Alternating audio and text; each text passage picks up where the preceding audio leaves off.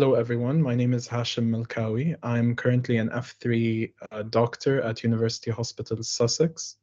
And today I'm going to be presenting my systematic review, which I've presented at the ASiT conference.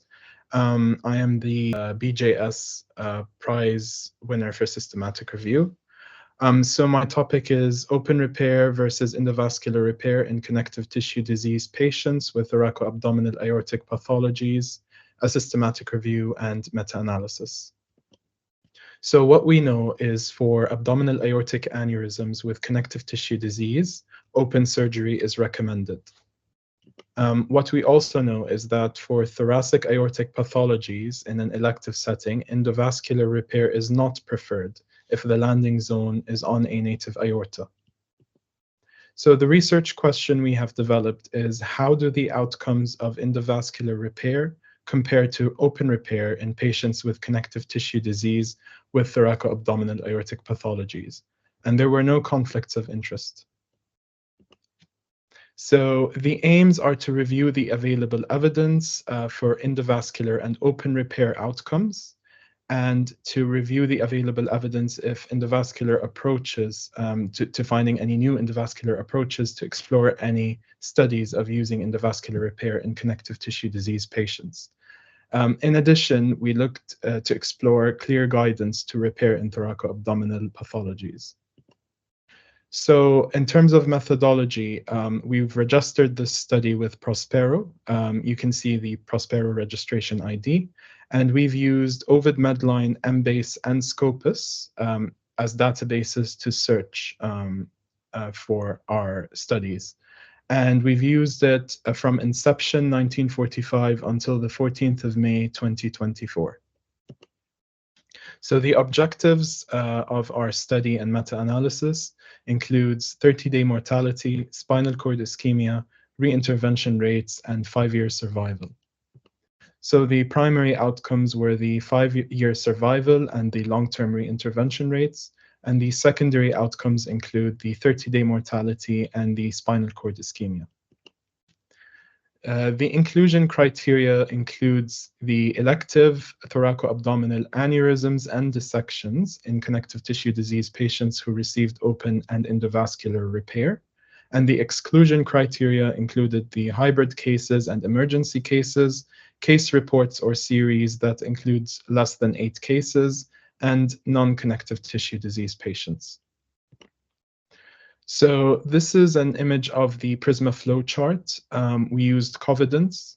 So after searching the databases that I mentioned earlier, we came up with 1,738 studies. 305 duplicates were removed. And then we ended up with 1,433 studies in which 1,235 were removed for not following our inclusion and exclusion criteria. And we ended up with 15 studies which we've extracted data for.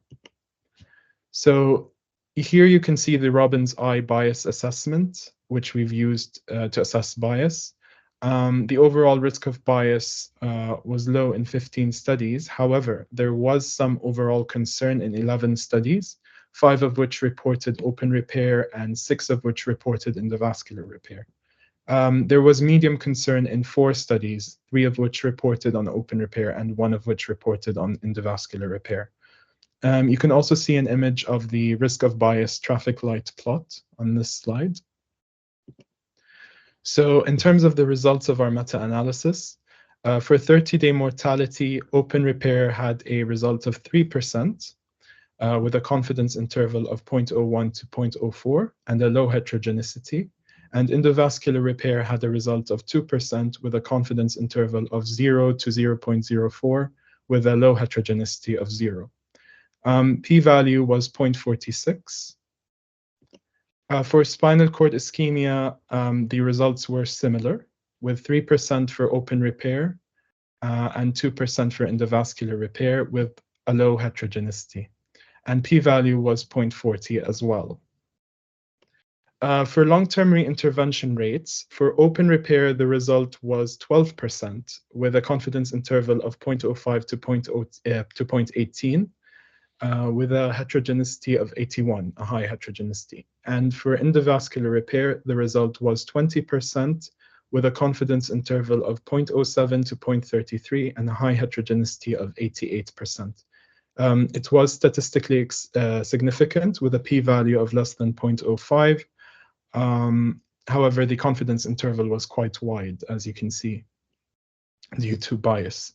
Long-term reinterventions for open repair includes hernia, incisional hernias, burst abdomens, wound infections, and endoleaks.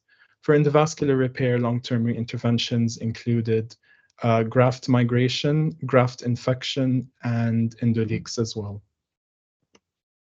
In terms of 5-year survival, open repair had a value of 95% with a confidence interval of 0.90 to 0.99 and a high heterogeneity of 76%. And endovascular repair had a result of 75% with a confidence interval of 0.58 to 0.94 and a high heterogeneity of 78%. P-value was less than 0.05 and was statistically significant. There were some limitations to this meta-analysis, including the heterogeneity of the data and the relatively small number of patients undergoing endovascular repair compared to those undergoing open repair.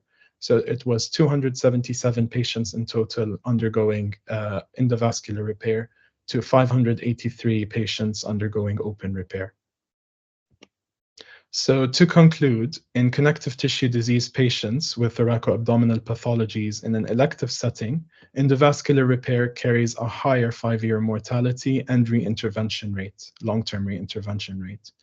Reintervention rates remain an issue, and further development of endovascular devices and techniques are still needed to overcome this issue.